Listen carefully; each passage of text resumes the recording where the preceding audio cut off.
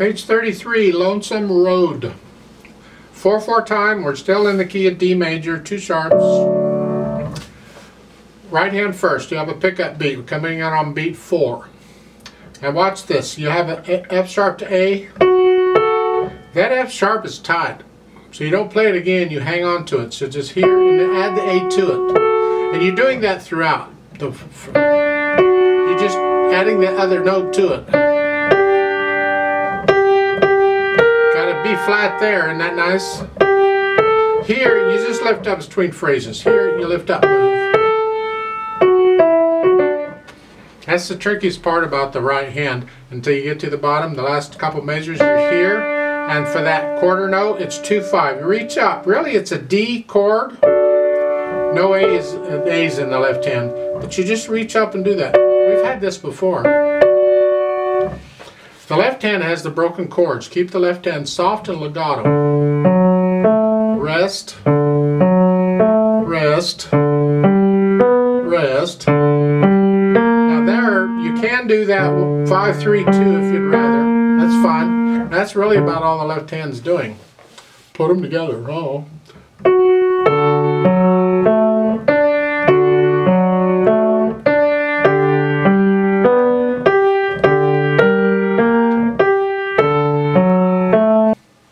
You get the idea? The whole piece is kind of like this. As far as the articulation goes, it's all legato except for the slurs in the right hand and the rest in the left hand. Dynamic-wise, this dynamic is a suggestion. Get to know the piece really well and feel the dynamic. And that's the melody. Keep everything else soft. Speed-wise, it's on the slow side of the moderate area. Huh?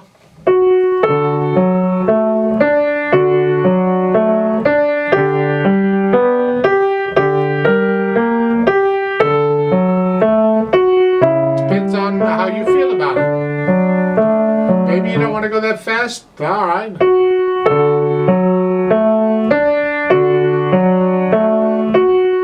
Whatever, I don't know. There's chords given, so if there's a guitar player around, this is a good one they can play along with. At the end here, that fermata, when we do the play with me, I'm going to hold that 2 counts instead of 1. Otherwise, you just hang on to it until you're tired of hearing it, and then you let go. Now they've added pedal to help smooth it out because this is a rather legato. This is a nice piece to fall asleep to. This is a nice end of the day piece. So you push the pedal down right after you play the notes, and you lift the pedal after you play the next note. Well, it's either after or right before you play the next note, depending on the slurs. So let's talk about that. I tend to follow the words as far as the phrasing goes because they just got all these slurs. Lift up. Lift up,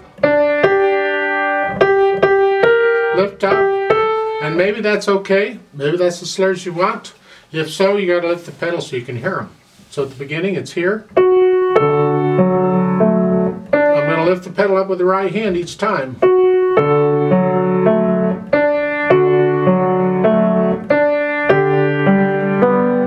Now here, it's not a new phrase, so I don't want to lift the pedal up until after I play the G.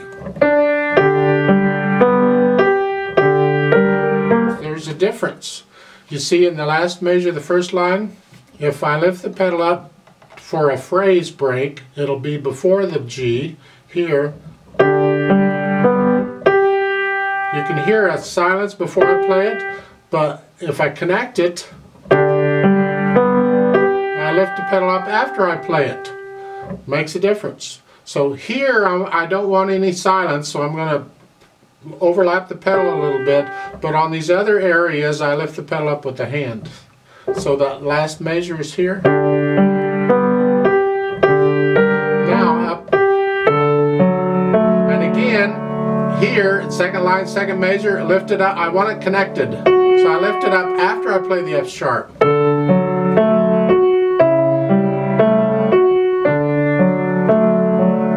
Lift it up. Now here they've still got the phrase going. I disagree with that. Read the words. The best of friends must part. That's all one sentence, all one thought. And in my opinion, it needs to be connected.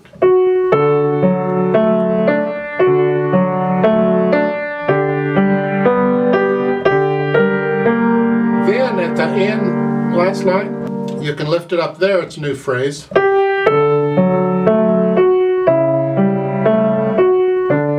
And at the end, the pedal and the hands come up together. So that's my opinion. If you want to follow the phrasing and pedal accordingly, it's up to you, but I disagree with their phrasing there. Just because you're playing the same musical idea doesn't mean you have to phrase it the same. You don't have to articulate it the same. And in the second time, to me, that's all one thought. That's according to the words. If I were going to sing it, I would not put in a break in the singing in between each of those. I would sing it all the way through. Where up above, the comma, look down, look down. You can put a little silence in the singing there, but not down below. Now, one little thing, they have a little note at the bottom here. On this left hand, for the rest, don't cut that last quarter note short. Okay, play it, bring it up. They say you can overlap it a little bit,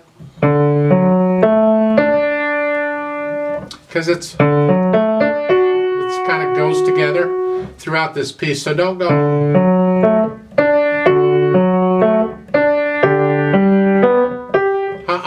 Keep that last note long.